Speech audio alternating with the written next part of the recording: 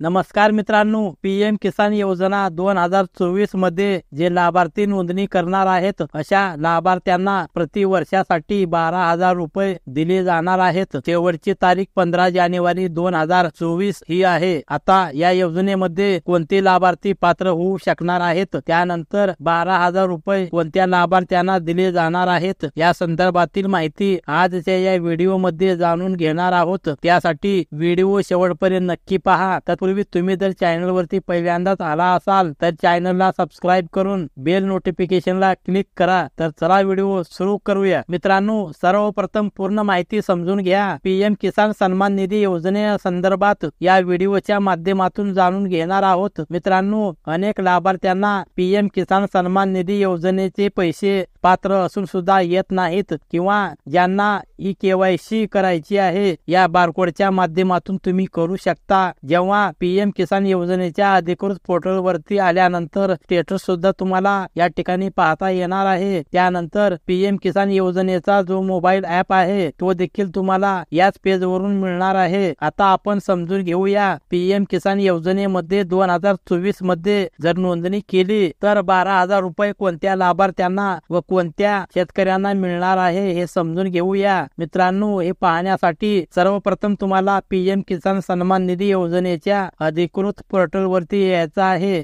Google मध्ये search करा pmkisan.gov.in। Search केल्यानंतर पीएम किसान सन्मान निधी योजनेचा अधिकृत पोर्टल ओपन होईल। त्यानंतर न्यू रजिस्ट्रेशन या ऑप्शन वरती जाऊन तुम्ही नवीन नोंदणी करू शकता। त्यानंतर सर्वप्रथम या ठिकाणी माहिती देण्यात आलेली आहे केवायसी संदर्भात। ज्या लाभार्थ्यांनी आतापर्यंत केवायसी केलेली नाही अशा लाभार्थ्यांनी केवायसी या ऑप्शन वरती जाऊन केवायसी करून घ्यायची आहे। त्यानंतर याच पेजच्या माध्यमातून नोंदणी केलेली लाभार्थी सुद्धा अपडेट करता येणार आहेत, स्टेटस पाहता येणार आहे। बेनिफिशरी लिस्ट या ऑप्शन वरती जाऊन पाहता येणार आहे तुमच्या गावामधून कोणकोणते शेतकरी पीएम किसान योजनेमध्ये नोंदणीकृत आहेत। त्यानंतर आधार करेक्शन सुद्धा या ठिकाणी करता येणार आहे। ऑनलाईन रिफंड म्हणजे पीएम किसान योजनेअंतर्गत तुम्हाला जर पैसे मिळत आहेत, तुम्ही ते पैसे परत करणार आहात कारण तुम्ही नोकरीला आहात, तर या ऑप्शन वरून हे पैसे परत करू शकता। त्यानंतर डाउनलोड पीएम किसान ऍप जो आहे तो डाउनलोड करता येणार आहे। आता 12,000 रुपये कोणत्या शेतकऱ्यांना मिळणार हे समजून घ्या।